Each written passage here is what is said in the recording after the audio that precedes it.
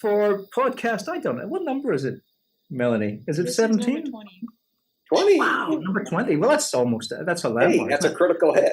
Mhm. D&D. it is a critical hit. So we're here Damn it. with the we're here with the legendary Donado Giancola.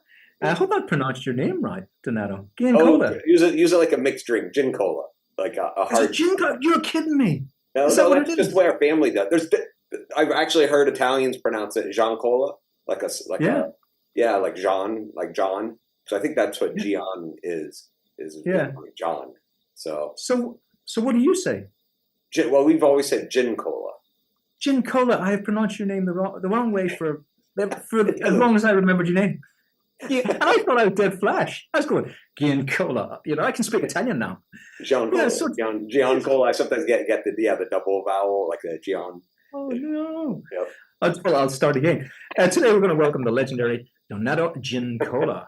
Okay, To I'm the out of studio. here. Like, oh god. Welcome, Donado. Oh, thank you, Patrick. It's a pleasure to be here with you. It's a pleasure to have you. And it's a Cade Mila Felcher from me and from Melanie. Howdy. And I already got a hug from Donado. But Oh yeah, let me give you another hug. There we go. that's the Brooklyn greeting there. All right. Now, I've been to, just as a precursor to this, I've known Donado for quite a while. And this is the both of us almost like little time goes so fast. Little fledglings, really. Oh, I don't know what year this is. I think it It's might have almost been 20 years ago. Wow. It looks like it. Oh, you know, from the painting. So what year? Yeah, was this? I know like if that painting was on an easel, I think that was 2007. So, yeah, Good God, you're kidding me. No. It couldn't be that. Could it? Are you joking me? crazy. Yeah, I can't believe it. Well, there we are. I think it was it's one- 2007. Yeah, or maybe it may have been later. Go ahead. I think it's later, Donato, because I think Oh, I'd wow. already met you at a LuxCon by then. My first LuxCon was 2008. Oh, so I had to. Okay, yeah. So So maybe it maybe was 2008. Oh Remember you invited me. no, because I have a photograph of my daughter working on that painting. You Yeah. have that. I saw that. And Yeah. it's still my younger daughter, and she was only 5. So Oh, 2008, yeah, it might have been 2008. Yeah. it must have been 2008. It must have been my first LuxCon then. Wow. Okay, but you invited me to your studio, and I of course, if you may not remember the conversation, but you invited me to your studio, and it took all the breath out of my stomach because I'd already pictured myself in fast motion on my way to New York, getting on the across the Brooklyn Bridge, Oh, right. walking into your studio. I was there, you know. Oh. I says, you shouldn't say that, Donato, because I'm coming. And you says, of course. Of course. And you know, Yeah. good as your word. There you are. I turned up, but this is my favorite photo because Oh, when I was a kid, we had practically one book that was a bestseller. It was called Very Special People, and it was like it was a Victorian curiosity book, and it was about people that worked in circuses and stuff, and they had bearded ladies and stuff.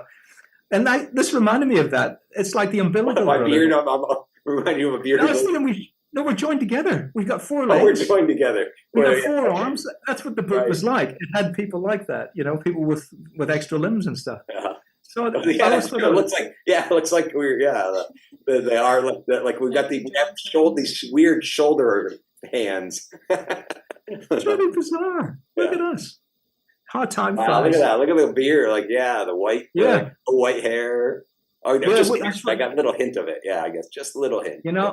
People that have just recently known me think Patrick is like a snowman. But look, once upon a time, it was jelly black hair.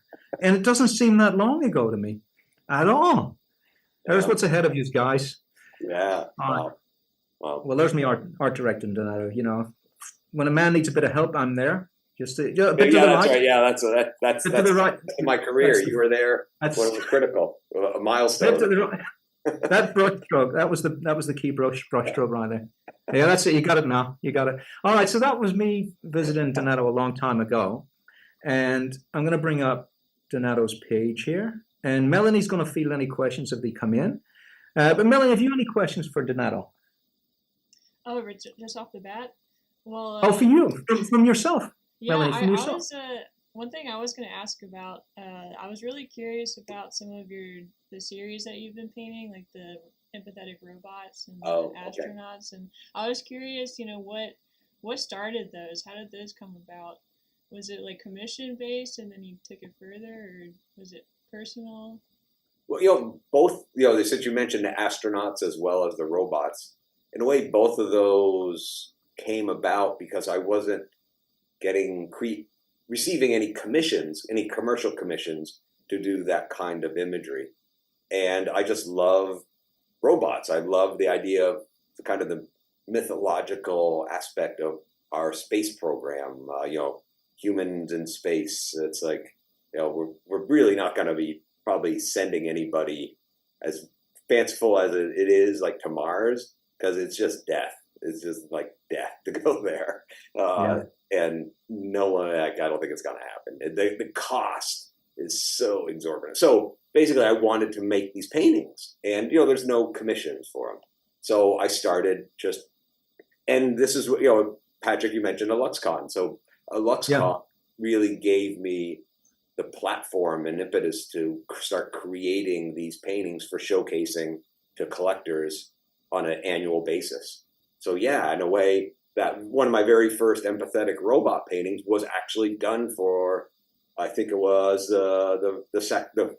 my first LuxCon. So back in, I guess that was 2009, probably. I think that was my first LuxCon.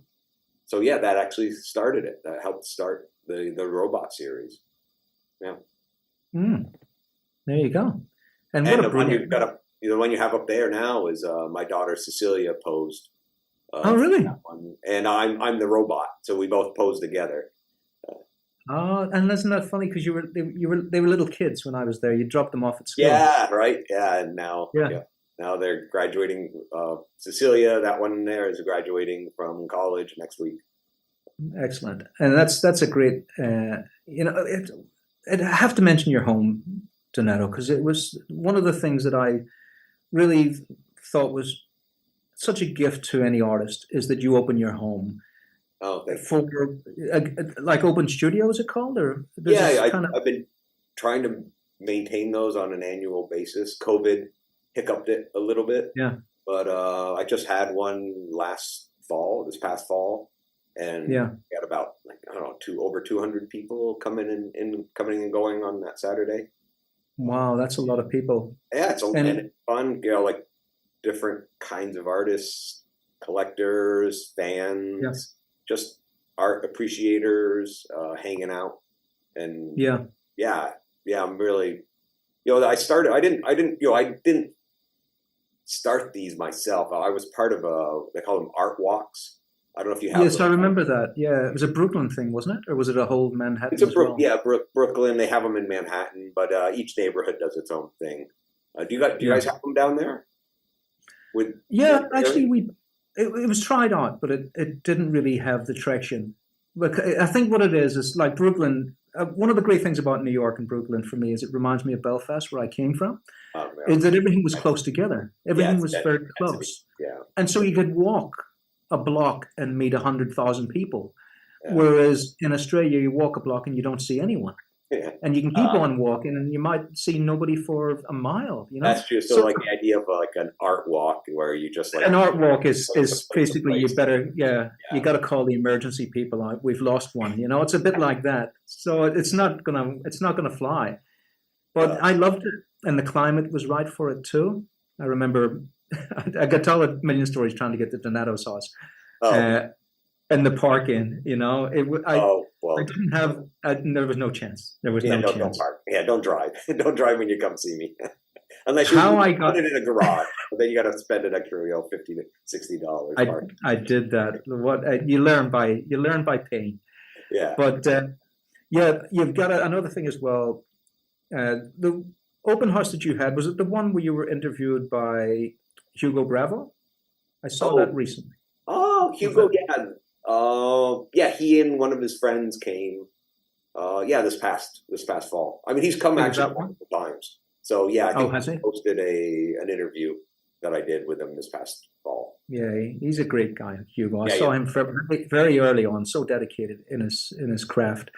But what I want to say here, Donado, you were talking to Hugo, and you wanted to do something. and you were willing to sacrifice the time to do it to meet the payoff later. So you were willing to work for no money, knowing that the future was guaranteed. And that's a lot of what this podcast is about, is that there's a lot of despair. I remember it in my young years of the lulls between work, where you go into a dark place and go, is this ever going to end? Whereas if you take agency, as well, we have the art agents, if you take agency and predict the future by making the future happen, which is what you did, invent a project and make that project the future boss is you, is the idea of this podcast.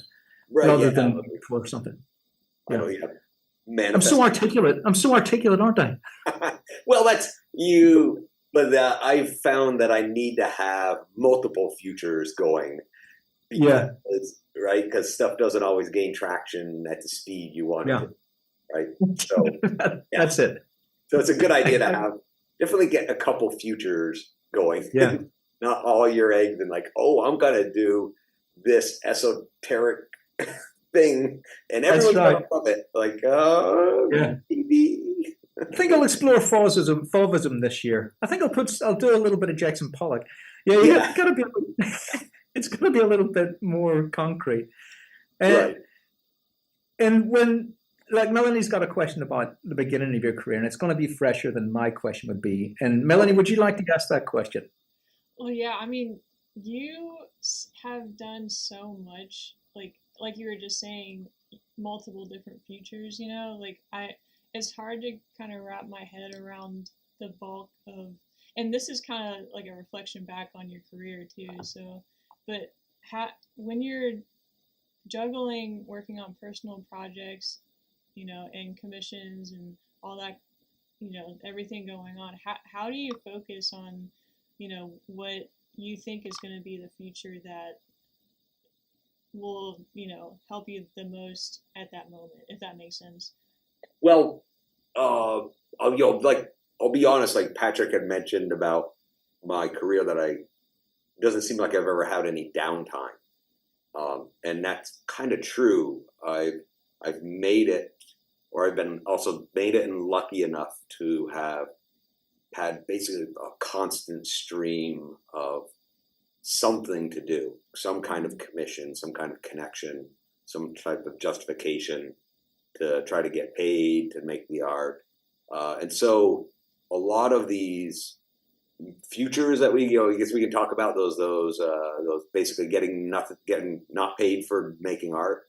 Those are more self-imposed on my part, that they are redirections for me in my career.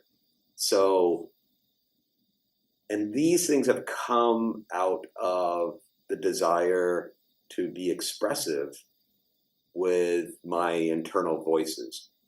So I think the earliest aspect of, let's say if I look at like what I've done with these personal projects, like one of the first early personal projects was my love of kind of science and doing chimpanzee portraits for myself. And kind didn't see that coming. Oh, no, you didn't see that one, right? Yeah. So, no, didn't see that coming. Because guess what? That future didn't really pan out. Yeah, I've not seen that future yet. Yeah. But I mean, I made these beautiful little portraits, these kind of like science, National Geographic kind of things. Although I didn't really quite run with them to the narrative lengths that I really should have if I wanted to get traction for those kind of commissions. But it didn't pan out. But so do you feel like you learned from it? Like you figured out boy. To do after that? Yeah, technically, and actually, one of the main projects from that is over our mantle in our living room. So I made them because I wanted to, not because they were like, oh, I'm just going to sell something. So they were very critical to my internal voice and my thoughts as like a painter, as a portraitist. So, and then the next one that happened was a couple years, handful of years later, which then were my drawings playing with Middle Earth. So doing these red toned pencil drawings And you've probably seen those because that has now had legs for 25 years and Yeah. has led to my Middle Earth book being published, a bountiful creation of dozens and dozens of paintings as spin-offs. So that ended up being very good investment in a way as a future for myself. So both of them were entered with the same level of integrity, but that one certainly, yeah. And there's probably some of those in the post in my Instagram feed, Patrick. If you scroll through there, eventually we'll hit upon a. There we go. Yeah, right. That one right there. That's one of those examples. Yeah. Not for Middle Earth, but just one of the toned the drawings that I do that never really intending to turn it into a painting, but just as a finished drawing. Your tone drawing. Yeah, your tone drawings are absolutely beautiful.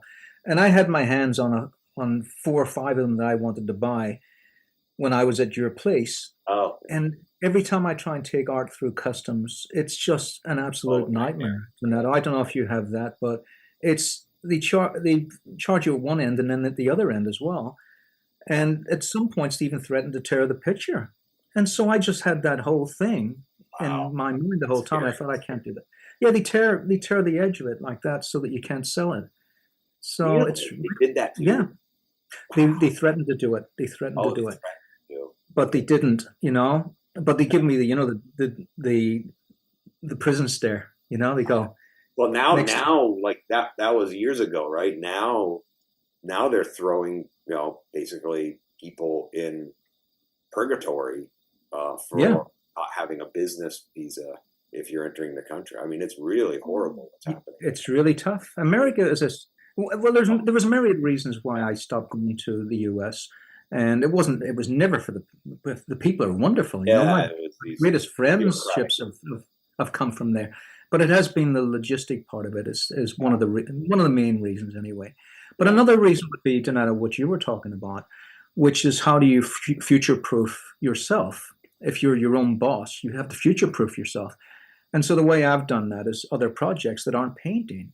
And once you get into something like that, like it's mostly drawing, but I love drawing, and so it's not a pain for me. It's not like I left painting to go and work as a mechanic or something. I left it to do the same thing, which was just drawing, and just developed this love of drawing to the point where I'm buying books of drawings now rather than paintings, even though I still love painting. It rekindled a love of the first time. The first time was drawing. We didn't pick up oil paint sets. It'd be very strange for a kid to start with oil paint. Right? Yeah, I'll be up. You're right. Like everyone starts with drawing. Starts with a pencil, crayon, or something. Right? For me, that's the same thing.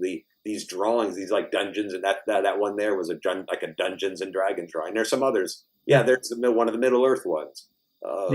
So these are triggers to my really early development as an artist. Before I even knew like what paints were. Right? Yeah. They really tap into storytelling.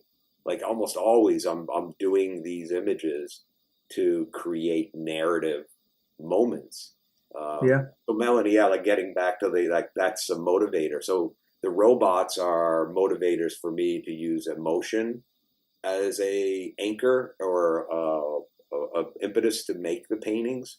Whereas when you're doing a commercial commission, many times you're working with very specific literary passages from a novel, or they want to illustrate a certain aspect or character, but they're not using emotion, or they're not triggered by like an emotional construct as a focus. Do you still find ways to use that as an element in your commission pieces? So like you focus a lot on emotion in your personal work. Do you? In my personal work, but less so. Even though I shouldn't. I should try to tap into that more commercially. It's just not quite there because I guess I'm trying to hit other notes, so to speak, with a commercial work. Mm-hmm. Like you showed, like there was a woman, like a horse rider there with a character riding a horse in a star field earlier, and that was a book cover illustration.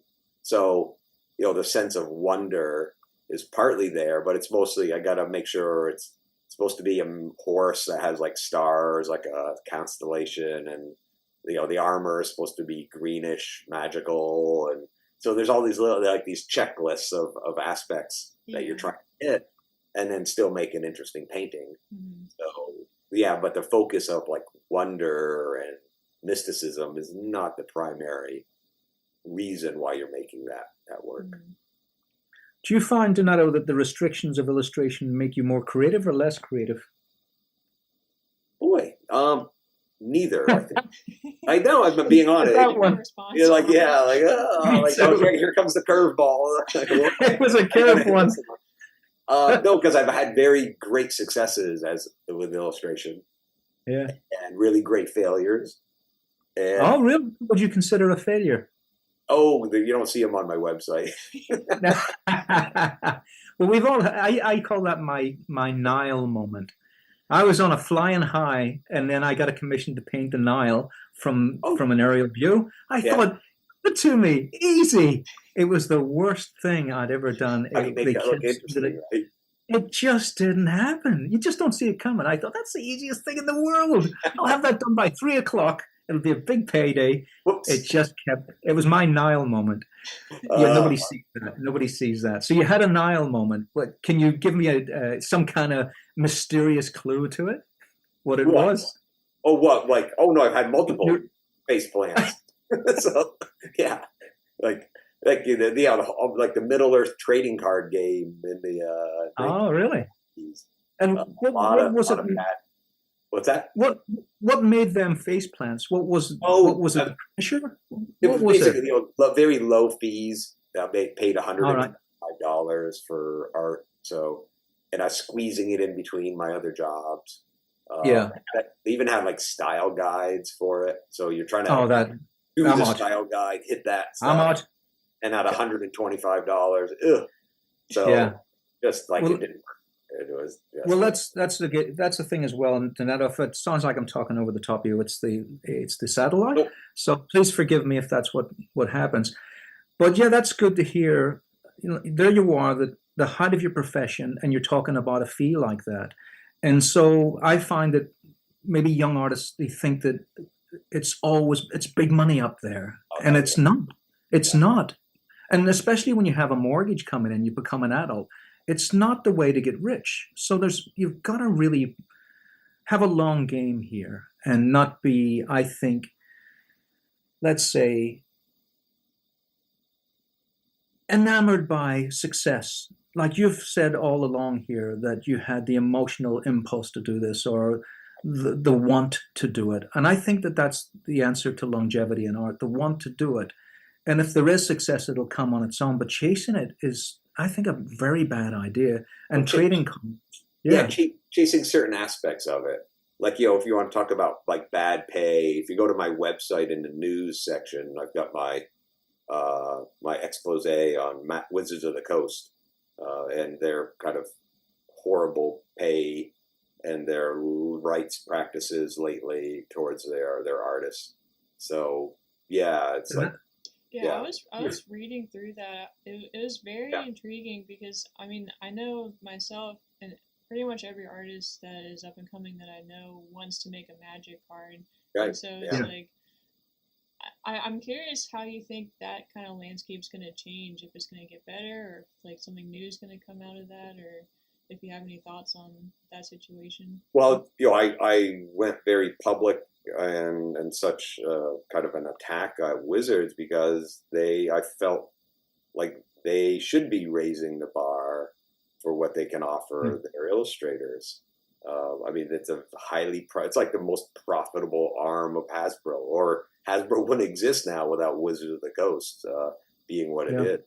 So, there's no requirement that they are socially responsible to their artists who they hire, but it would be given that they, maybe like, as you probably read, like I was paid $1,000 for my first Magic card, and 2 years ago I was paid $8,000 for a Magic card.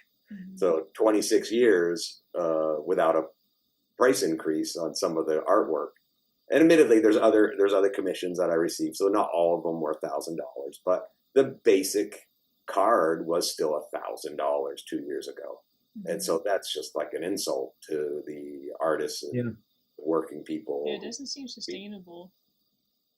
Yeah, it's not sustainable as a well, it is not. It's not sustainable if you want to try to make a living being a magic artist, because they almost can't pay enough for that to be your only client. Unless you just crank and create kind of mediocre level work to be able to sustain, to meet those demands, those creative demands. Yeah, I really feel for the artists coming up today, because, you know, I was doing my quarterly Texas the other day, and at the end of the year, they give me a breakdown of what I don't know if they do this with you, Donado, but in Australia, they give you a breakdown of what your field traditionally earns. You know, what is the average? Oh no, I never see that. They never do that? Well, they give you the average of the ballpark you're in. Interesting. And the ballpark is sports people, entertainers, and artists. Oh. And Really? and every year. Sports? And every year, I guess they lump us all in as entertainment. But every year, the artist is way down. Every year it gets lower and lower. As my skill goes higher, it gets lower. Wow. So by diversifying what I do, I've got ahead of the curve. Yeah, but when I see what an artist is earning less while the economy is getting a tougher place to navigate, I can't imagine how they can do it unless they take agency. They grab a hold of this tail of the tiger and start changing the world with it, like you've done there, Donado. That's a very brave thing to do, to call out a giant conglomerate like that. And they need to be called out, because how the hell are they justifying paying less when they're making more? I just don't understand how they're getting away with it. Yeah, that's the frustration. And it wasn't even, the pay. I was willing to like stomach the pay for the aftermarket, the secondary the aftermarket market of print sales and proof sales and playmat sales and original art sales. But then they started creating contractual structures where they were killing that, right? Cutting it off, so artists couldn't even have access to the aftermarket for what they were creating. That's what just blew my top. That was like, okay, that's it. Imagine. I can't work. It was the same with me. Donado, this has become a bombshell. You know, they used to do this in television programs to try and create a bombshell. They go, on that bombshell. And now it's happened naturally. But I heard that Marvel were walking around Comic-Con handing out writs to people that were doing fan art, like Spider-Man, stuff like that. I mean, that's just so petty, isn't it? That is so petty. It is. It's like it's beyond belief. It's a weird thing. Like there's this middle ground, right there, because there's artists maybe who never worked on Spider-Man who are drawing Spider-Man for art. So it's kind of an infringement, but really, how much money is coming from that? Yeah. Real. And I think also I have an abundance idea, whereas everyone lifts everyone up and we all benefit. If Marvel was going around instead, I think, and saying that's a lovely bit of fan art that you're doing there, and it's helping people love Spider-Man more, maybe we'd love Marvel more for that welcoming idea.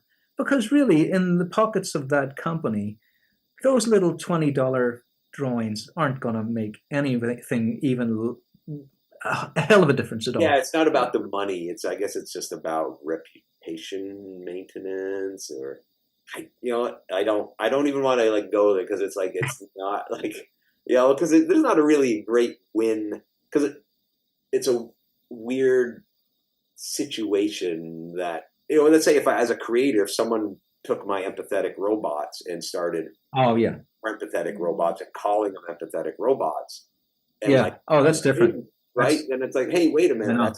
But, somewhere, right, if you dial back far enough, right, Marvel, Steve Ditko with Spider-Man, right? So those are the beginning, and that's copyright protection, right? So, like, I do have to recognize that we as creators need those protections. But at some point, right, they like squashing a little guy at a convention is really not the best thing to do with your It's PR not a good thing. energy, No, so to speak. PR. Yeah. And Donado, I had an artist recreate all my paintings and sell them as his own in a gallery show. Oh yeah, see, right? Damn. I mean, that's. I Really? mean, I'm not Marvel, but I can see what you're saying there. That is Right? outrageous. That's Yeah. outrageous, isn't it? Yeah. Wow. And it's Well, and it's not the first. skill, just Yeah. skill the composition. Wow. Yeah, the whole thing, the whole thing. And put their name. Signed their name on it. Yeah. Yeah. But I remember, I don't know if you got to meet one of the first artists that I met from way back when I was a fan becoming a professional artist was a guy called Chris Achilleos, and he was an English artist. You know Chris Achilleos? I mean, I know of his work. I've only met him once, very briefly. So Did you meet him at a LutzCon? What's that? Was it a LutzCon? I know we went. No, I think it was at a San Diego Comic Con. There was a group of people, so I just had like a very brief moment. Yeah. Well, he's sadly not with us anymore, but he was the first person, a professional artist that I befriended when I was just up and coming. Oh, well, he befriended me. And he told me that he was at a show once, and there was a guy doing all this airbrush art. You know, remember airbrush art? And he was doing it on petrol tanks for motorbikes. Okay. But the idea was it wasn't just that. That's okay. That's fan art. But he was taking it into a gallery setting. You know, like when they first brought a urinal into an art gallery and said, "There's art." And then he was doing it in that sort of sense. Work as a foundation, you mean? And he was doing that, and so the whole show was all these petrol tanks from motorbikes, and the guy was working on one while he was there. And Chris went in, and he stepped over the cord. You know, he was cordoned off, so you don't bother the artist when he's at work. Right. He stepped over the cord and confronted him. And the guy says, "You can't be here." He says, "Well, that's my work." And I thinking, you must have been furious, Chris. You must have been filled with such furious anger, you know. And yeah, so I'm going to redial that back. Yeah, maybe Marvel should go on. Yeah, well, yeah, right. You see, Joe. Because it's at some point it can escalate, right? It escalates, and that's what can happen. It's like it suddenly, gets out of hand because now it's leveraged too much or exploited. Yeah. Too much. Yeah. You're right, Donado. Put him behind bars. I've changed my mind since we had this conversation. Because it's like the thing is like most of my Tolkien art, J.R. Middle Earth work is fan art. Although it's not, I don't pull anything from movies. I don't pull anything from other illustrators. I'm using the literature as inspiration, and it's still would be it's kind of fan art. It's not commercial. It's not commissioned. It's not licensed by the Tolkien estate. It's a me celebrating the integrity and love of those stories. And so I respect the Tolkien space, and that's why I try to bring as much integrity to the images when I am making them. But they are in the same idea. It's almost like fan art, if you really look at it that way. Well, it's way beyond that tonight. I tell you what, I love the analogous colors, the twilight colors in this picture. I keep coming back to this. This is very fresh. Speaking of stealing, that's Rembrandt. So it's like you can credit. Well, I've never seen that. I've never seen this Rembrandt before. No, well, it's not. It's a it's definitely inspired by. If I put the Rembrandt next to it, you're like, oh yeah, now I see. But I'd have to find that. The value, control, contrast ideas. But I changed the contrast up. It's just the idea of this monochromatic night, cool blue green setting. Yeah. So thank you, but I'm gonna properly credit where I was inspired by. Yeah. Well, we are kind of AI, aren't we? We everything we create has been it's been a mishmash of what has inspired us in the past. These nocturne colors, I've always loved them. I think I love the peace of the night when the moon is the new light and we get all these new colors. It's almost like art has been dropped from the sky for everyone to appreciate it. I mean, I've always loved the Nocturne idea because it creates analogous colors right off the bat. It's almost Yeah. saying, hey, you're an artist, appreciate this. Right. While everyone else just goes about their business, you can sit and enjoy what the moon has brought tonight. You know? I think you had another one up earlier, which was one I did for the Tolkien Society for their like Christmas card with the moon scene. Yeah, that one right there. Yeah. So that one's not Rembrandt. That like not Rembrandt, Remington. But Remington. Obviously my awareness is there, but this one wasn't triggered by anything. I didn't really look at any other painting except my own memories of being out in the forest, being out at nighttime in these snowy, wintry, crunchy snowed environments up in Vermont. So, I don't think you can look at other artists, but it doesn't necessarily mean, like, for me at least, I get inspired by, and I'm not trying to copycat them. That's for me, that's a huge difference with like what AI is, just straight up like theft and copy. It is. And so did you mean Remington when you meant the color scheme on this? Yes. Yeah, Remington. Yeah, this one was definitely more direct Remington when I was thinking about, because I just something needed to be more concrete in that one. Yeah. And I'm going to hand it over to Melanie in a second, but before I forget the thought, Donado, I was watching a Netflix movie, a real epic, and it's just gone out of my head. And I went, that's a Donado scene. It was an aerial scene of loads of people coming together with spears. And I went, that's a Donado right there. Someone has seen Donado's work and had it on their studio walls while they were concept creating this movie. I wish I could remember what it was. You'll see it too. It'll pop. But I didn't invent a lot of these moments. Like I'm getting looking. Geez, I mean, I can't remember the names of some of them, but like Renaissance, early Renaissance, mid Renaissance illustrators, like painters. So there's is it Uchello?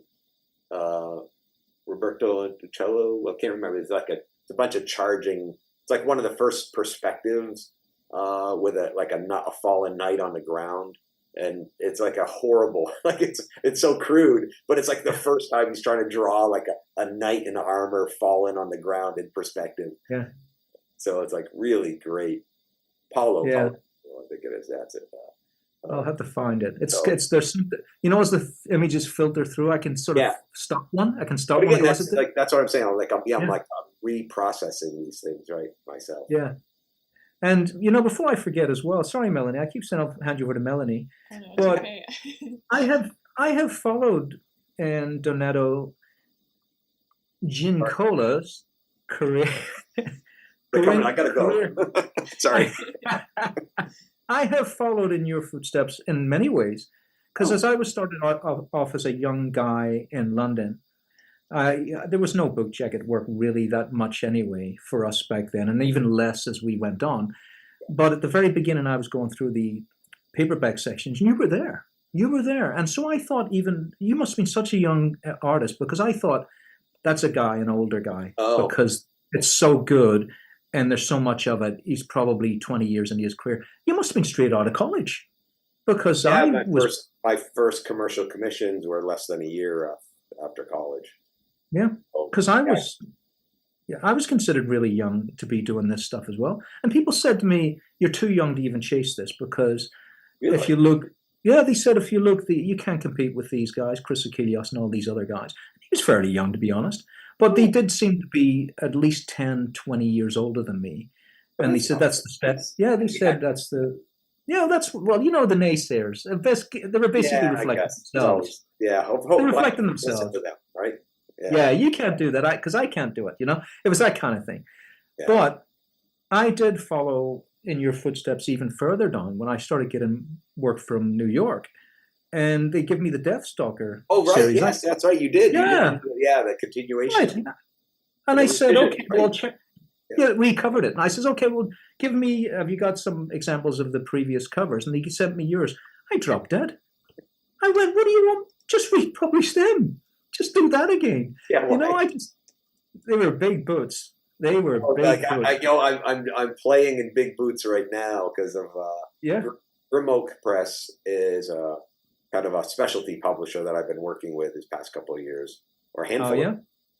And Sean Speakman, he's the main editor behind that, and they've been republishing Had Williams books that I've been illustrating. I think with the battle scene that you just showed, it was like a blue wintry battle scene, was one of those. And Michael Whalen did the covers. Yeah, so Good God. So yeah, you play like playing in the shadow. It's I like, know. oh my God, and then, it's like some of Whalen's best work is like his absolute best work is for some of the series, and I'm like, oh my, what am I gonna do to stand in the shadow? Yeah. Well, I tell you, you've done an amazing job on it because that is just gorgeous. Yeah, that just stopped tricks. Well, thanks. Yeah, that's what I do. Like Whalen doesn't do like epic battle scenes, so it's like, okay, that's where I got to go with it. Yeah. Yeah. To differentiate it. Yeah. Yeah, because here's my advice before I forget this advice. Melanie, if you ever go to a convention, don't get drunk. Don't get drunk. Okay, what? Noted. Don't get drunk. I got drunk and I just chewed the ear off Michael Whelan, and he was so gracious. He was so gracious. And then his wife came in, and I says, "Do you remember me?" And I hope she doesn't. I hope she doesn't. Sorry, Michael, if you're watching this. I do apologize. It wasn't me. It was some kind of demon that enveloped me. And I can blame someone else for saying, try whiskey. You're a gentleman now. You should drink whiskey. Melanie, don't drink whiskey either. I don't even like So there you go. Me neither. Me neither. The thing is, she's burning a hole. Like, I think I've chewed people's ears off at conventions, even when I'm not even. So it's like, oh, well, that's okay though. Okay. That's all right. Yeah, I think that's the nature. Our community is very wonderful and giving, right? So very much. The community of artists is amazing, and it wouldn't be here talking with you, Patrick, right? Or without people like Pat and Jeannie Wilshire putting together a lexicon, right? Amazing what they do. Together people, right? Always shout out to those two guys. Incredible. And also, it looks like, I'm not sure, Donado, but is this a Mindworks? We both, I think, are connecting the game. I haven't seen that. They must have just. I guess they shared it. I just haven't seen the advertising for it. That's all. Yeah. Oh, that's a beauty. That's it. They do such great work. Matteo. And that's Matteo's a wonderful man. And I've spent many a night chewing his ear off. But by this point now, I don't get drunk. So it's a good chew. It's a quality chew. Me and Matteo. Yeah, me and Matteo are great friends. Yeah. And that's another thing as well, is I think that idea I have where everyone lifts everybody up is they're such marvelous people and they do such great work. The work, I have an ethos now is I only work with people that are top quality. And that means top quality as people and as what they do as well. And that does narrow the market down a lot. But I like being there. I like that place. And I think it's a good place to be. And it doesn't hurt at all, like you would think it does. Surround yourself with quality people that do quality things and cut out the rest. And that's a hard call for when you're just starting off. Yeah, but I think you got to say yes to both everything when you're starting out, right? You do. You say yes to too many things. Traction. You got to get some traction out there. Yeah. Yeah, you got to get some traction. That's why I hesitate. You got to get some traction, but start killing the bad vibes. Yeah, actually, you're speaking of this is a good connector. Those Deathstalker series. Yeah. Right? So in part, like I stopped working for Penguin Books because of that series. So. Oh, why? Yeah. Why is that? Like, I remember I think the fourth book in the series. I was doing these massive, a big complex battle scene. I think it was called Deathstalker Honor. That's the one, yeah. Book, and it was like 15 to 20 people in it, creatures, and That was the one. Donato, that was the one. That's the one that I saw first. And I went, that's the "You gotta first one be you saw. kidding me." Okay, there you go. And it was the All right. best. I thought it was the Yeah. best one. So I that did the- that one, and Yeah. and I'm going. You know what? I'm enjoying this series. I'm enjoying the work, but can you guys pay me a little bit more? I haven't really. We haven't had a price increase in a couple of years. Yeah. As a fee, and so they were paying me, I think, $3,000. So I go, can you pay me $3,500 for these? Yeah. So I'm really throwing myself into them, and they're like, no. Oh, come on. Really? They were arguing that? Okay, then I'll see you later. And I did one more cover because I kind of contractual. I think I was already working on it, and then I never worked with Penguin Books ever again. Gone. Wow. And I think also that was if I remember rightly, that's a wraparound cover. No, those was are that all front, just single front covers. Oh, were they? I thought that was a wraparound. Because I had an artist friend of mine saying you should charge more for a wraparound. Yeah. Because you're basically two paintings now. And I thought, oh, that is interesting because everyone was asking for wraparounds. Wow. And I asked for the money. And I kind of had the same thing, Donado, the same thing. Because they were just calling it one piece. And I was thinking, well, it's actually two. It's actually a lot of two work, pieces. extra work. Yeah. Yeah. You have to fight, don't you? Yeah, Sorry, I can't. That's part of it. But I think, like I put on my walking shoes. I tried to negotiate. I tried to justify my price increase. They said no. Yeah. And like you said, I basically found other people to work with.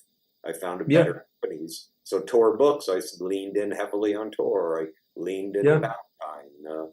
So it was just those. So I leaned into the Science Fiction Book Club. So and those were, I ended up producing amazing paintings for them, and they paid more. Yeah. And everything is so enveloped now that I mean, when I was working for them, it was Rock. Does Rock envelop Penguin? Yeah, Rock was Penguin. Yeah, Rock was the. Is that right? Print, okay. For Penguin. Yeah. Gotcha. All right. Sorry, Melanie. Have you got any questions for Donado? Well, we do have a YouTube question from the chat. Okay. This is geared towards Patrick, but I'm sure that Donado can also answer because you're a great teacher as well. But Ahmed, he says he is going to draw live and demonstrate in front of artists, and he would like some advice because he feels pretty anxious about that. Well, congratulations for having the bravery to do it. That's the first thing. Donado, do you want to answer that one first? Well, I draw blindfolded, so no. For a second, I believed you. For a second, I know. I was just like, okay. That's interesting.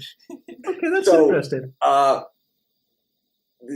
There's different reasons why you want to draw live, right? So I guess that for me now, when I make a demonstration when I'm performing, I am attempting to illuminate my decision process rather than making a perfect drawing.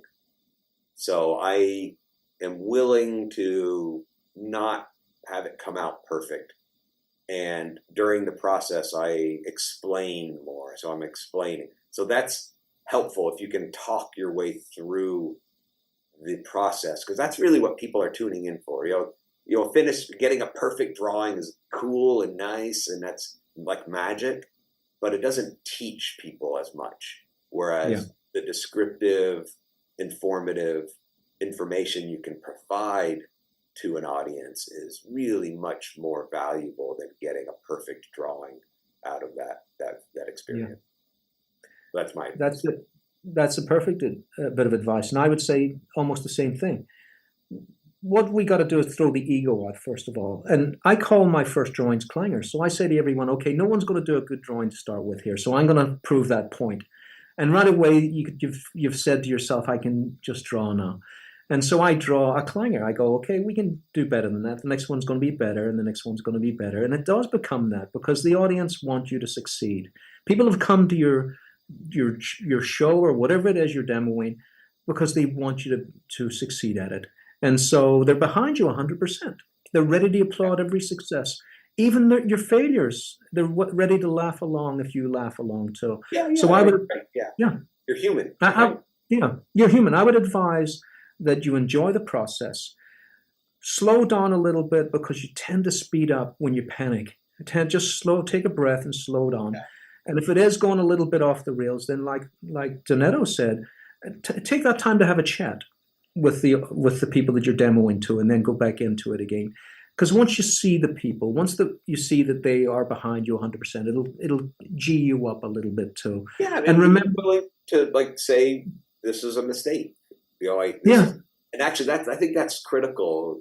Like when I kind of perform, especially painting live, what you don't realize as an audience, as someone watching another artist work, is that artist is making mistakes all the time. All the time.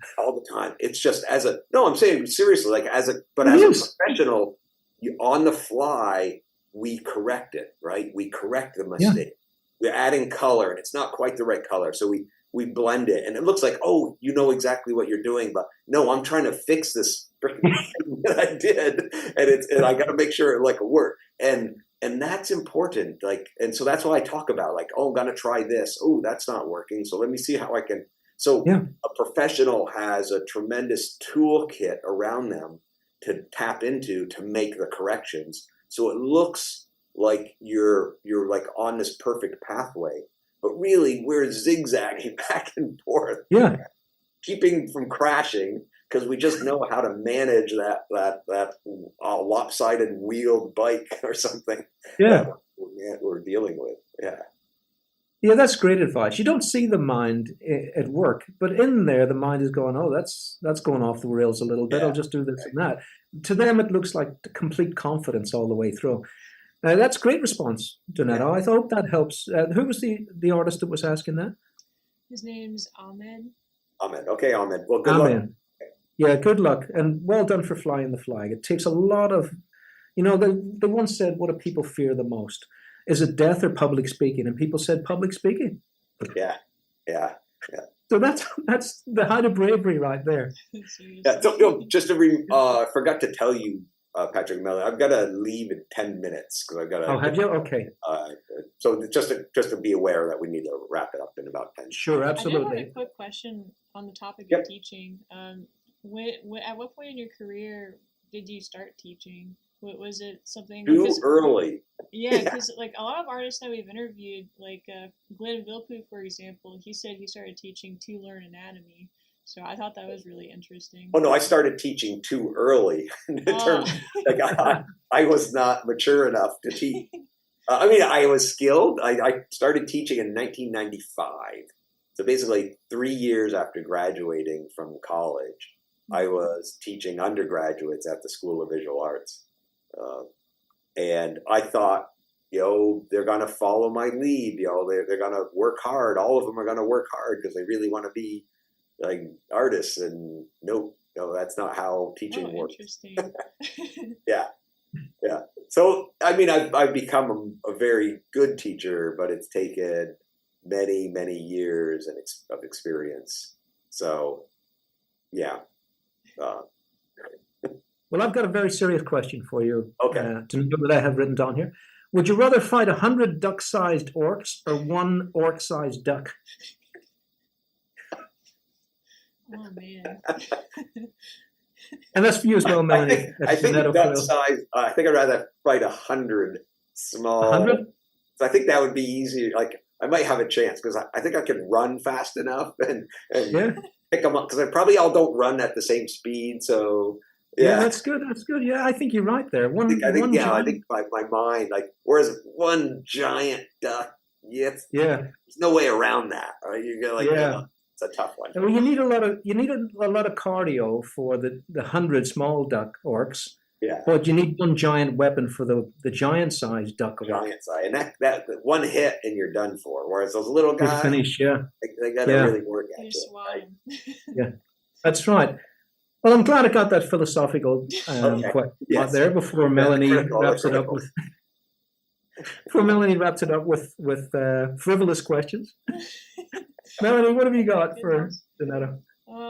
Well, I remember seeing when you posted about that the 2 Green Angel Tower book cover on your Muddy Colors blog. Okay. That was really crazy. Is it here, Melanie? We saw it earlier. It's Yeah, the so one with the million horsemen. yeah, that's one of the Michael Whalen. There it Yeah. is. Yeah, that's it. Yeah, Yeah. seeing the process. So, on your website, you detailed how you do some of your paintings, and you print out your preliminary drawing and paint over top of that. Is that what you did for this one? Yeah, so this one has a very detailed preliminary. All the horsemen, all the riders are detailed out, composition laid, and then I'll make a copy of that drawing and mount it to a rigid surface. So basically, it's a wet mount process. There's a couple of different videos online, and I have videos on my website that kind of detail that out. But it's a way to retain a high degree of detail without having to trace over things to transfer it down to support to work on top of to make the painting. And that way I can also keep the original and save it. And that becomes, speaking of like how to make a living, that becomes like one secondary income options to maintain and to have as for collectors. Yeah, secondary income. And that's what I always hark on about as well, Donado, is that AI might be scary to people, but traditional art is a very valuable thing. And you can't sell a photostat and for anything other than the price of the photostat paper. But that original drawing is worth money to people. It's worth more than that. It's worth owning and cherishing. Well, it's a piece of the artist, right? It's a piece of the artist. Yeah, right? The artist is in there. Yeah, the thinking process. Yeah, the creation. Yeah, it really represents their life, so to speak, their life choices. It is. It's been in the hands of that artist. It's been in the mind of that artist, and you own it. And it's unique, right? And it's a one of a kind. Yeah, it's incredible.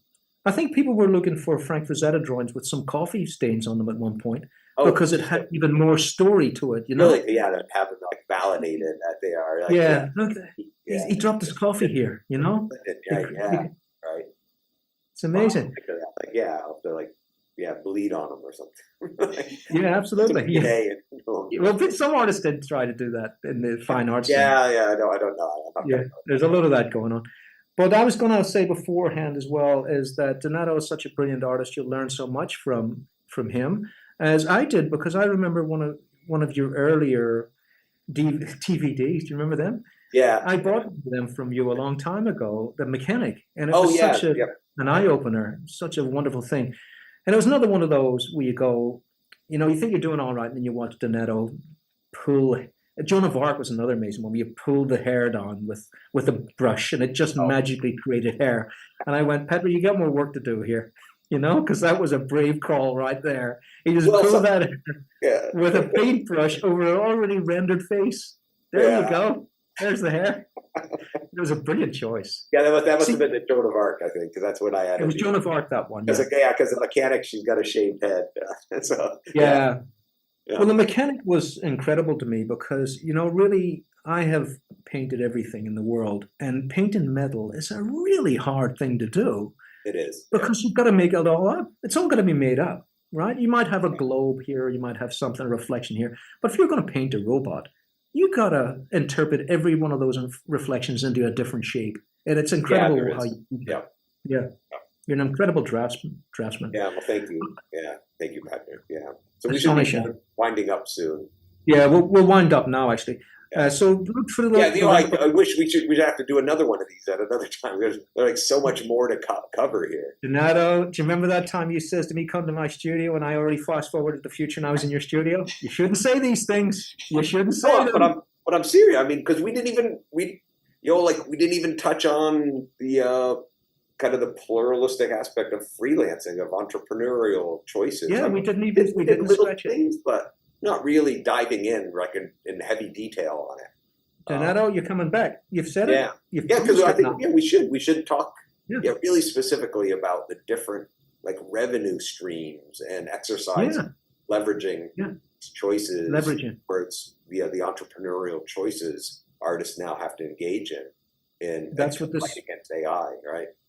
That's this in a nutshell. You know what I thought? You've just prompted. Look at that for irony. You've just prompted an idea of maybe we have at some point on the Art Agents a symposium of artists in the Rond. Oh, to talk You know, about like we have a LuxCon where we chat among ourselves, like we do when we're at a LuxCon. We sit around, we chew the do. fat. Yeah, we do. Yeah, Yeah. we do that. That's a good idea, Donado. Well done. Thanks for that idea. That's a good one. The symposium. Yeah, All we'll right. do that. I'll get it. Yeah. Throw me down. Yeah, okay. But I'm glad we sorted out the orcs, because would you be also using a bat of some kind? Because at some point you need to take a breath, you know? Yeah. And I think it might be a flamethrower. I think a flame. because ducks. I like duck. I like roasted duck. Roasted, there you go. There's another stream, another revenue stream there. You can sell the ducks. All right, we'll wrap it up, and I have my traditional farewell, Sláinte, good health, and from Melanie. See y'all next time. See y'all next time, and from Donado. All right, thank you. Good luck with your work. All right, thanks, Donado, and we're bringing you back. All right, well, I'll end it here. Look below for all of Donado's information and all those wonderful DVDs that I'm talking. How you still sell them, right, Donado? Yeah, I have them as digital downloads now on my website. Digital download. Yeah. Go and get, and they're just amazing to watch. They're incredible. Thanks. All right, if you're a Pleasure painter, again. artist. Thank you, Patrick. Thank you, Melanie. Thanks, and Yeah, thank you so much. This is great. Thanks. Thank you.